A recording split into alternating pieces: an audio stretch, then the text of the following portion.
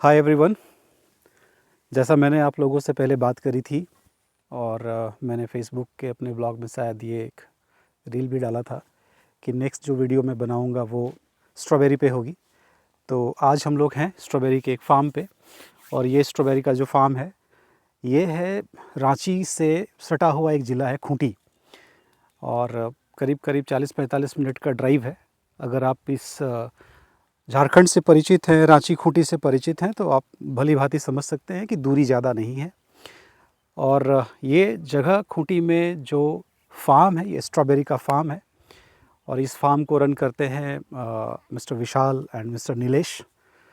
तो मुझे ऐसा लगा कि स्ट्रॉबेरी को लेकर के मैं आप लोगों से बात करूं, स्ट्रॉबेरी को लेकर के इसकी जो फार्मिंग टेक्निक है और बाकी जो पहलू हैं इससे जुड़ी हुई, उसको मैं सिंपल तरीके से बिल्कुल आसानी से बहुत सामान्य भाषा में समझा सकूं।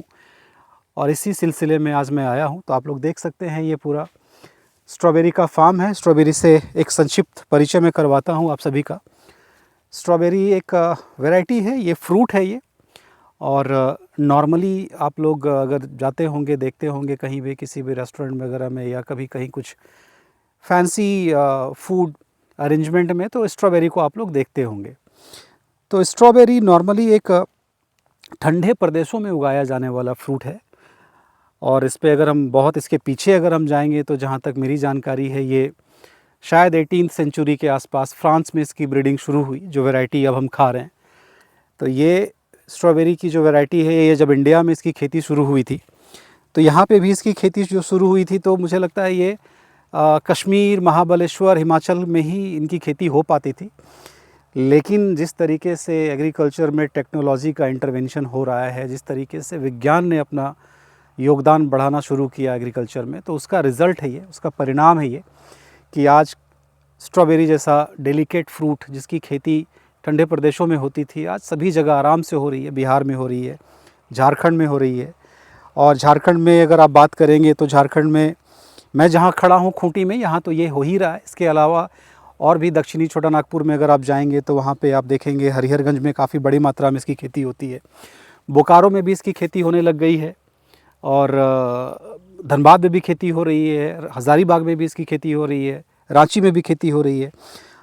और एक अच्छी रोचक बात मैं बताऊं कि स्ट्रॉबेरी फार्मिंग के लिए जो सबसे ज़्यादा फेमस है झारखंड में वो हमारे कैप्टन कूल महेंद्र सिंह धोनी जी हैं। उनका भी 65 एकड़ का फार्म है, हालांकि उस पर भी हम लोग ब्लॉग बनाएंगे। एक ओवरव्यू के बारे में अगर हम बात करें तो स्ट्रॉबेरी को लेकर के यही है कि एक सामान्य सा फ्रूट है। स्ट्रॉबेरी के हेल्थ बेनिफिट को अगर आप समझें कि स्ट्रॉबेरी का हेल्थ बेनिफिट क्या है, तो स्ट्रॉबेरी का जो हेल्थ बेनिफिट है वो सबसे ज़्यादा इसमें विटामिन सी है। विटामिन सी इसमें प्रचुर मात्रा में है जो आपके इम्यूनिटी के लिए बहुत बहुत ज़रूरी है। और इसमें ना मतलब टेक्निकली अगर आप समझते होंगे तो कोलाजिन बोल करके हमारा शरीर एक तत्व है जिसको बनाता है हमारे स्किन के लिए। तो इसमें कोलाजिन बहुत भर भर के बनता है हमारी बॉडी में। एंटीऑक्सीडेंट इसमें पूरा है जिससे जो आपके स्किन का मतलब हेल्थ है, स्किन हेल्थ के लिए बहुत सही है, बालों के हेल्थ के लिए बहुत सही है, ओवरऑल इम्यूनिटी के लिए बहुत सही है। और चूंकि इसमें एंटीऑक्सीडेंट बहुत ज़्यादा है तो मैंने देखा है बहुत सारे आयुर्वेदिक उपचार में कैंसर के मरीजों को भी स्ट्रॉबेरी की चटनी खाने की सलाह दी जाती है। अब स्ट्रॉबेरी को हम लोग समझना शुरू करते हैं एग्रीकल्चर पर्सपेक्टिव से, किसानों के पर्सपेक्टिव से।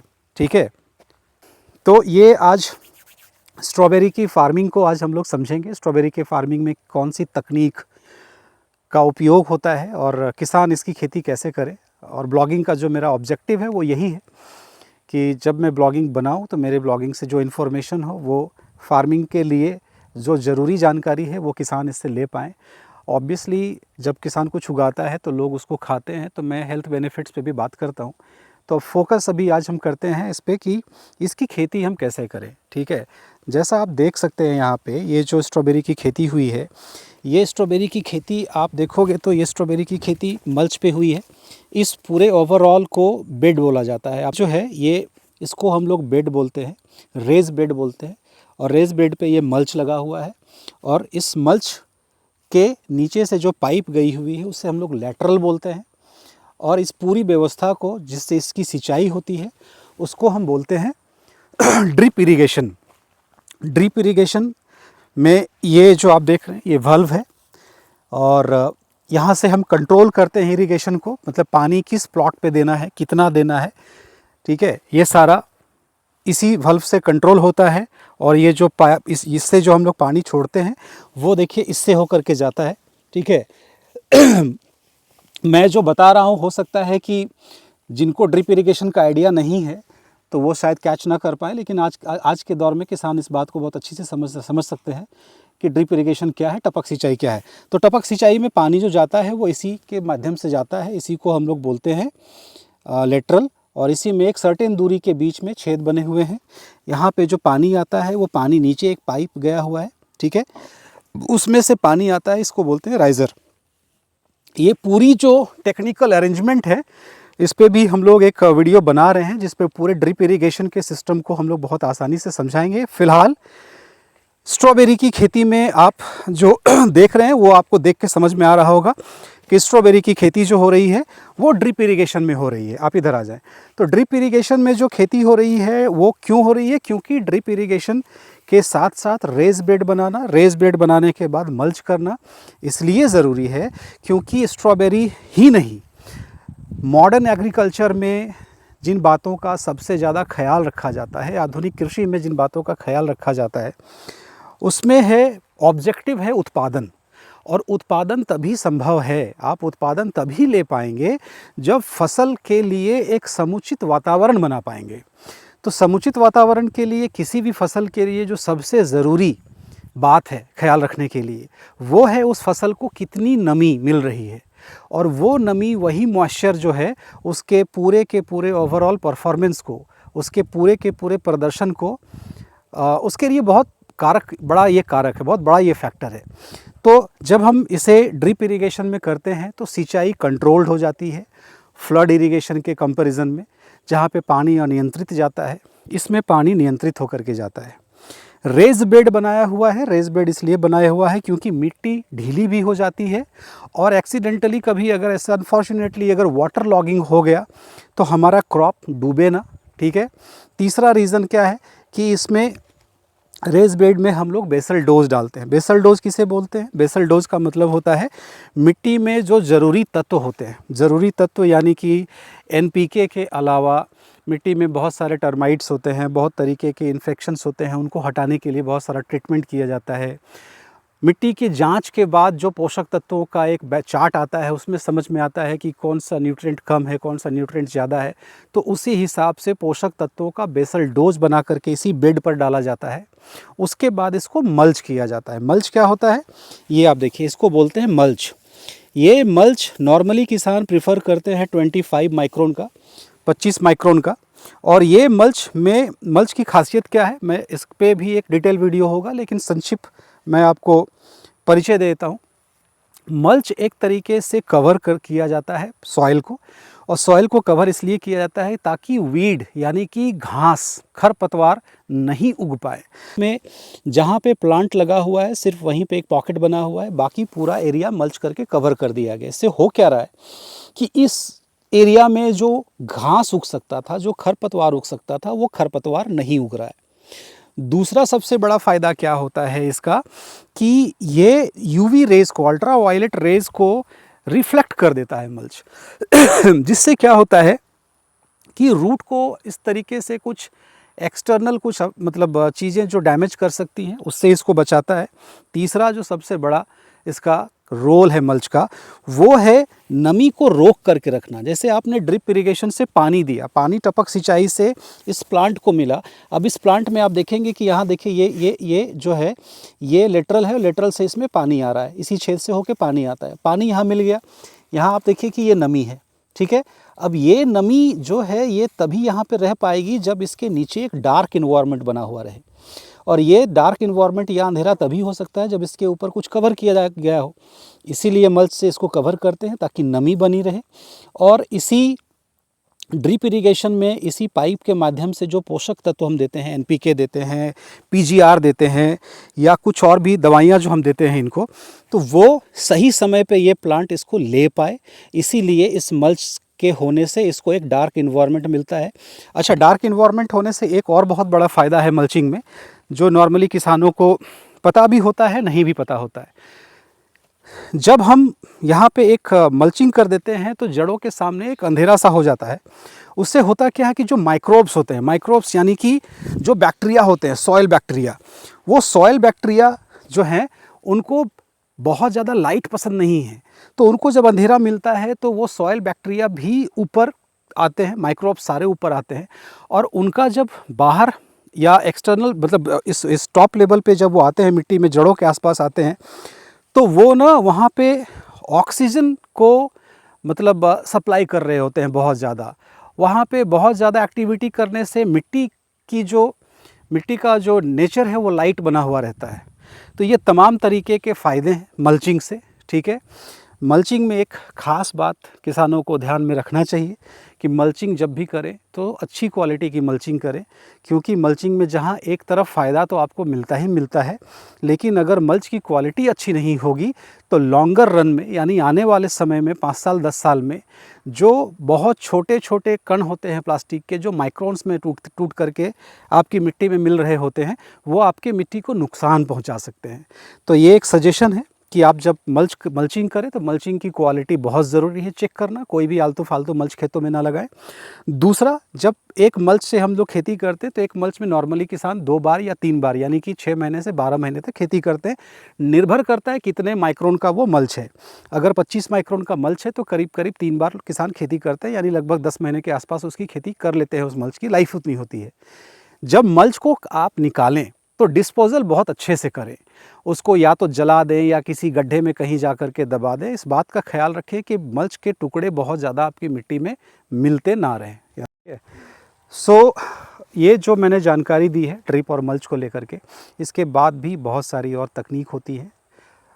ओवरऑल खेती में जो हम लोग ड्रिप या मल्च में खेती करते हैं तो करीब करीब सारी पद्धति एक जैसी ही होती है, लेकिन आज स्ट्रॉबेरी पे बात हो रही है तो स्ट्रॉबेरी पे जो मैंने आपको जानकारी दी है ये ज़्यादा बेहतर होगा कि इसके किसान के साथ हम मिलें, किसान से बैठ करके हम बात करें और फिर समझें कि इसके कमर्शियल एस्पेक्ट को, कि कितने क्षेत्र में कितने का उत्पादन होता है और क्या लागत आती है, किसान को कितना फ़ायदा है, किन किन बातों का ख्याल रखना है। फ़िलहाल आप स्ट्रॉबेरी को आप देख सकते हैं कि ये फ्रूटिंग स्टेज पर है। मुझे लगता है कि ये बहुत अर्ली स्टेज है और मैंने जहाँ तक देखा है स्ट्रॉबेरी काफ़ी कैनोपी बनाती है, ठीक ठाक कैनोपी बनाती है।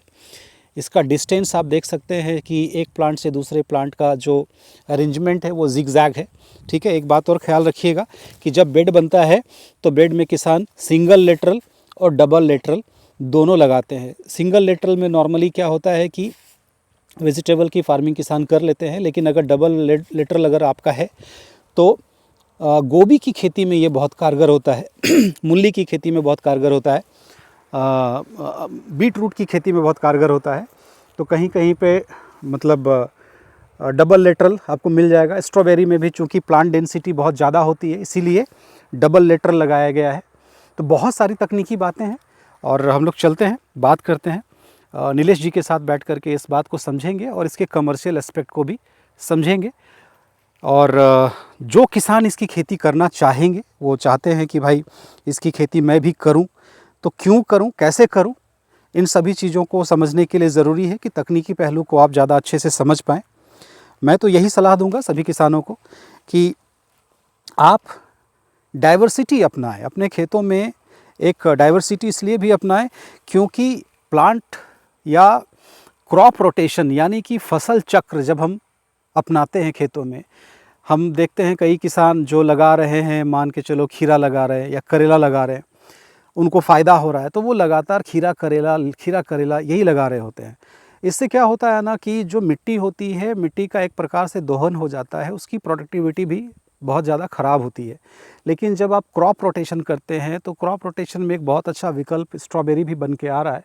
और जब इससे फ़ायदे को आप समझेंगे कि कितना उत्पादन है और कितना फ़ायदा है, बाज़ार क्या है, क्या चुनौतियाँ हैं, तो आपको फ़ैसला लेने में भी सहूलियत होगी। मैं कोशिश करूँगा कि पूरी जानकारी को सामान्य तरीके से आपको दे पाऊँ, और फिर भी अगर कभी कोई कन्फ्यूज़न होगा तो आप डायरेक्टली मुझे मैसेज कर सकते हैं या मुझे मेल कर सकते हैं, कुछ भी कर सकते हैं।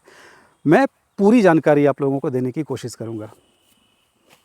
जो स्ट्रॉबेरी की खेती करते हैं, स्ट्रॉबेरी खेती को शुरू करने का जो सबसे आइडियल टाइम होता है, हाँ। वो टाइम कौन सा होता है? हम लोग बात करें झारखंड का, तो झारखंड में आइडियल टाइम है वो आपका सितंबर, मिड सितंबर से लेके लास्ट अक्टूबर तक आप झारखंड में स्ट्रॉबेरी फार्मिंग लगा सकते हैं। इस समय में आप स्ट्रॉबेरी फार्मिंग लगा देंगे तो ये अच्छा खासा आपको मुनाफा करके देगा। आप लगा तो सकते हैं, आप माने कि इवन जनवरी 15 तक भी लगा देंगे तो पौधे रहेंगे, 2-4 फल आएंगे उस तरह से, लेकिन अच्छा एक एकड़ प्रॉफिट में, कमाना है एक एकड़ में तो लगभग आपको लगभग प्लांट की संख्या सितंबर कितनी होती है? अक्टूबर में लगाना एक एकड़ में जो प्लांट संख्या होती है, हाँ। जितने पौधे लगाए जाते हैं, हाँ। कितने लगाए जाते हैं? 1 एकड़ में करीब करीब 20 से 22 हजार डबल रो में लगता है। अब 3 रो करके आजकल आसाम ये सब साइड में आप जाएंगे तो उधर 3 रो से कंसेप्ट है। बेड वो लोग करीब करीब, हम लोग ये 2.5 फीट का बनाए हैं, वो 3.5-4 फीट का बेड चौड़ा बनाते हैं। वैरायटी ट्रायल किए, उसमें ये बेस्ट वैरायटी है विंटर डाउन करके। विंटर डाउन, हाँ। अच्छा। बाकी यहाँ जो झारखंड में पॉसिबिलिटी है वैरायटी की जो होने का, तो वो है आपका कामारोजा है, स्वीट सेंसेशन है, फिर मुरानो है, मिलिसा है, ब्रिलियंस है, और बेस्ट वैरायटी विंटर डाउन है। अच्छा, और जिसकी खेती आप बता रहे हैं कि सितंबर से आप लगाना शुरू कर सकते हैं? सितंबर अक्टूबर मंथ में लगाएंगे तो अच्छा खासा प्रॉफिट, माने कि अच्छा। इनके से कि ये क्रॉप है, ये इसमें करीब करीब आपको 4 से 5 लाख के आसपास एवरेज टोटल खर्चा आता है। 4 से 5 लाख। अगर हाँ। 4 से 5 लाख को हम ब्रेकअप करें, ठीक है, तो वो ब्रेकअप किस तरीके से करेंगे? एक एकड़ में, एक एकड़ में मान के चलते हैं कि ज़मीन की जुताई, बेड बनाना, सब ड्रिप, मल्च, है उसमें, पैकेजिंग ठीक है, मटेरियल से लेके माल से लेके ड्रिप, जोताई, फिर उसको दवाई का खर्चा हो गया, पेस्टिसाइड, फर्टिलाइजर उसमें है, फिर आपका लेबर खर्चा उसमें है। यहाँ झारखंड में जो प्लांट का झारखंड में जो किसान जो खेती करते हैं, हाँ। झारखंड में जो किसान खेती करते हैं, नॉर्मली वेजिटेबल में भी आप देख रहे होंगे कि बहुत ज़्यादा किसान जो है वो वेजिटेबल में, जो किसान है वो ड्रिप और मल्च की खेती तो कर ही रहे हैं, जिसमें एनपीके, पीजीआर सब चलाते हैं, ग्रोथ हार्मोन्स वगैरह सब चलाते हैं। इसमें स्ट्रॉबेरी में जो हम लोग फर्टिगेशन करते हैं, तो ये फर्टिगेशन भी एनपीके के साथ साथ पीजीआर और ग्रोथ हार्मोन्स का नॉर्मल जो होता है रेंज वही चलता है या कुछ स्पेसिफिक चलता है? ये बेस है, खाली इसका शेड्यूल जो है कि जैसे हम वो अलग अलग होता है। जैसे कि हम हॉर्टिकल्चर में जैसे बड़ा क्रॉप में अमरूद जाएंगे तो उसमें हम 20-30 दिन का गैप देख के चला देंगे तो भी चल जाएगा। ये शॉर्ट टर्म क्रॉप है, 6 महीने की क्रॉप है, 6 महीने में आपका 40 दिन बाद हार्वेस्टिंग शुरू होता है। जैसे प्लांटेशन का डेट हमारा 20 है तो 40 दिन बाद वो तुरंत हार्वेस्टिंग शुरू हो जाता है। जैसे ये प्लांट आप देख रहे हैं, ये अक्टूबर फर्स्ट वीक में लगा हुआ प्लांट है। अब दिसंबर फर्स्ट वीक शुरू हो रहा है कल से, अभी नवंबर, आज हमारा 30 तारीख नवंबर का है, तो आप समझ लीजिए कि ये मैक्सिमम प्लांट जो है वो मुझे लगता है कि एक 50 से 60 दिन का पौधा। तो ये जो सीड मतलब या जो इसका पौधा है, ये सैपलिंग जो है, ये सैपलिंग आप लोग यहाँ खुद तैयार करते हैं? ये हमारा महाराष्ट्र में यूनिट है नंदी ग्रीन सॉल्यूशन का। नंदी ग्रीन सॉल्यूशन महाराष्ट्र में है। हाँ। अच्छा, इसका सैपलिंग हिमाचल वगैरह में भी होता है क्या? महाबलेश्वर वगैरह? महाबलेश्वर हमारा एरिया ही महाबलेश्वर है जहाँ हम लोग प्लांट बनाते हैं। ठीक है। पुणे महाबलेश्वर, तो वहीं पे ये सैपलिंग बनती है।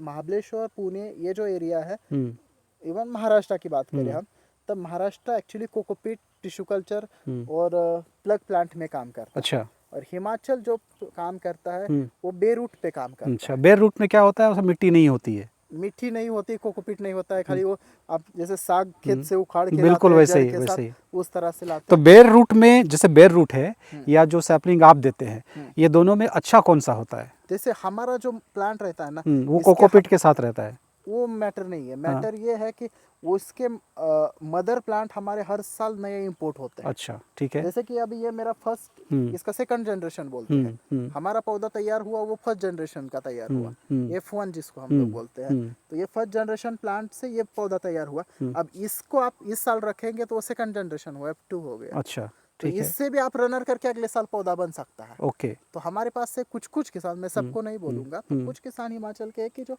हमारा पुणे का जो जिस मदर से हम लोग पौधा बनाया उसको लेके सेकंड ईयर उधर लगा देते हैं। तो आप नीलेश भाई, एक तरीके से मुझे जो बातचीत में समझ में आ रही है कि जो किसान झारखंड में स्ट्रॉबेरी की फार्मिंग को अडॉप्ट करना चाहेंगे, उनको सैपलिंग वगैरह या फिर जो बाकी चीज़ें यहाँ से आपके माध्यम से मिल जाएंगी आराम से।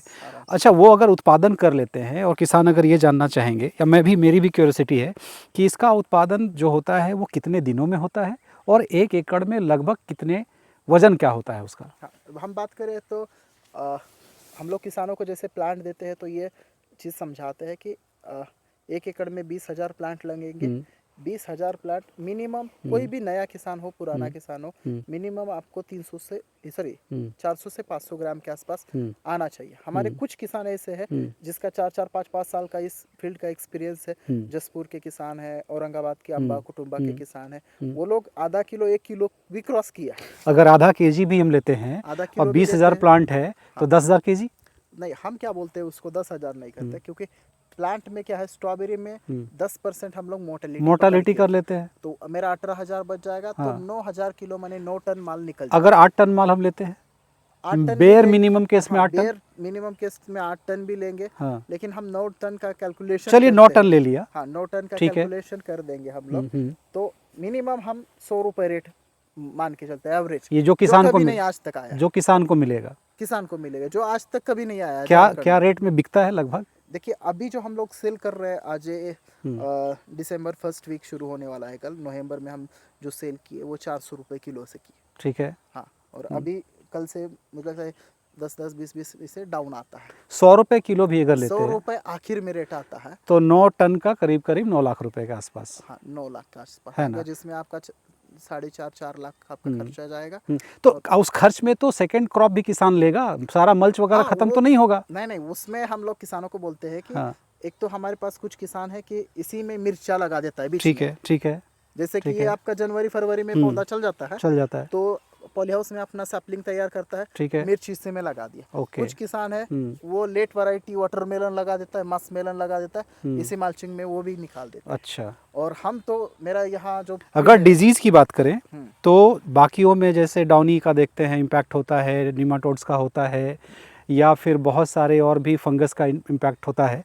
अगर स्ट्रॉबेरी में बात करें तो कोई स्पेसिफिक कोई अभी विशेष 2-3 बीमारी साल जिसमें से जो हम लोग को जो परेशान कर रहा है, अभी वो बाहर से मदर आए, ज्यादा करके पिछली और उसके पिछले साल जो परेशान किया वो विल्टिंग का बहुत समस्या है, जो टमाटर बैंगन में जहाँ झारखंड अच्छा, में आता है। विल्टिंग इसमें होती हाँ, है। विल्टिंग यहाँ पे हम लोगों को दिखाई दी है। तो मैंने इस साल तो उतना ज्यादा नहीं, ना के बराबर ही है, लेकिन पिछले 2 साल हम लोग को वो बहुत तंग किया किसानों को। तो मैं यहाँ पे नीलेश भाई एक बहुत वाइटल इन्फॉर्मेशन चाहिए। नॉर्मली बैगन में, टमाटर में विल्टिंग तो ऐसे टाइम में होता है कि किसान का हार्ट फेल कर जाता है, फ्रूटिंग के स्टेज में विल्टिंग होने लग जाती है। तो क्या इसमें भी फ्रूटिंग स्टेज पे होती है? स्टेज में या फ्रूटिंग के पहले भी हो जाएगा, मैक्सिमम फ्रूटिंग के स्टेज में विल्टिंग आता है। आता है तो उसके रोकथाम के लिए भी आप लोगों के पास? उसके लिए हमारे पास अभी एक से एक बढ़कर दवा एक है। कुछ यहाँ नहीं मिलती है तो हम लोग किसानों को महाराष्ट्र से भी उपलब्ध करवाते हैं।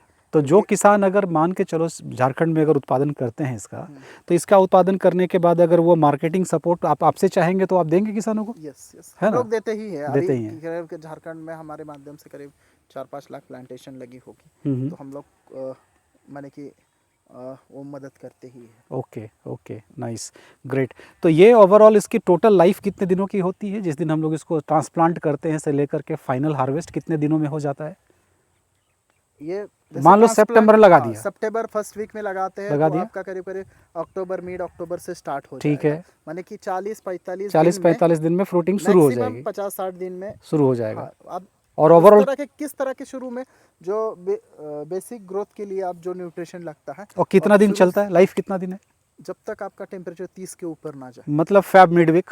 हम तो अप्रैल तक निकाले सर झारखंड में। वर्स्ट केस सिनारियो में मतलब फरवरी लास्ट वीक तक में चलता है। झारखंड में वैसे नहीं जल्दी गर्मी बढ़ता है, मार्च तक तो आराम से निकाल। और ऐसा स्पेसिफिक तो मुझे नहीं लगता, क्योंकि मैं देख रहा हूँ बोकारो, धनबाद, हजारीबाग, रांची सभी जगह इसकी खेती आराम से हो रही है। झारखंड में पूरे डिस्ट्रिक्ट में। चलो, thank you very much Neeraj भाई। मुझे लगता है कि ये बहुत बड़ा आपका एक बहुत बड़ा योगदान है यहाँ के किसानों के लिए। आई होप कि स्ट्रॉबेरी अब ज़्यादा से ज़्यादा किसान अपनाएंगे, क्योंकि जो कमर्शियल पार्ट आप बता रहे हैं वो बहुत अट्रैक्टिव है।